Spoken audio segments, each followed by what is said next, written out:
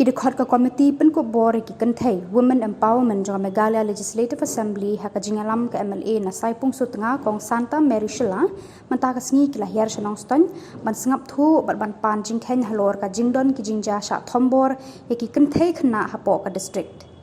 Ya kate ka jingalang ka balalong hapo conference hall jong ka office UDC West Khasi Hills district palapan ya ka kong Santa Mary ladon lang ki sangut ki MLA ki badai kidikhat jong kate ka komiti UDC ba Garrett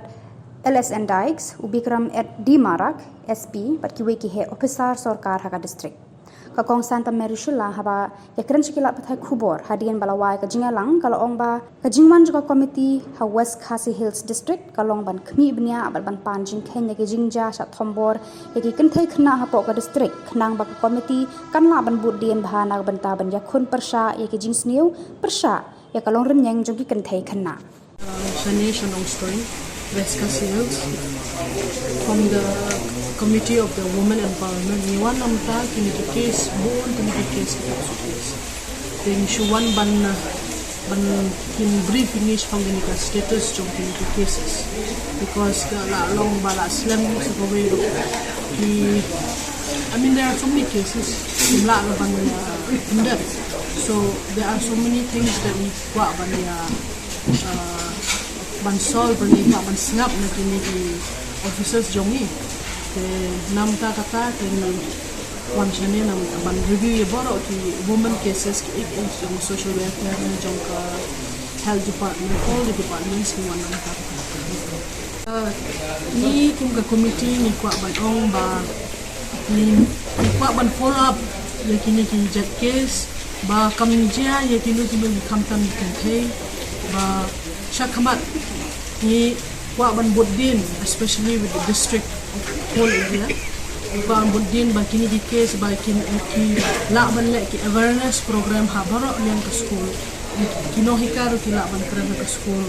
ki police department ro ki la ban le ha kaleng ki villages mo ki nong kondong ba ting kane social media ro comes new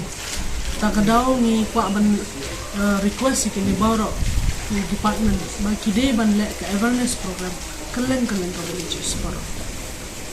patient don ka bala lab ro don ki bala investigate ro it's still going on kadang ya jipinta ni we are trying to that's what we want to name mud ban ong ki ban speed up kino kamtam ini Kynthei ba ang khaluk ki means ki children no ilong ba ki kamut ba ki aja say kimla araban le kloya ni kene ka case takadaw ba ni wan ban ong ki ban pendep no kene case because there will be a little bit of harassment na mata ki lo in kwa ban ong kene ki government leader especially but the police department ban le kloya ban case ban close no so that these people also will be in peace tamata problem ni kata ni mo ka bahe ki ong ba yosyo ba yin ki tho ba this is the second district ba buon ki case pokso kadao ki ong ni one naman tagi one particular case from I think Umsal village am ta katwa case ni one so ki buon ni we are trying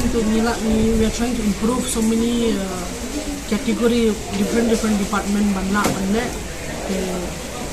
kita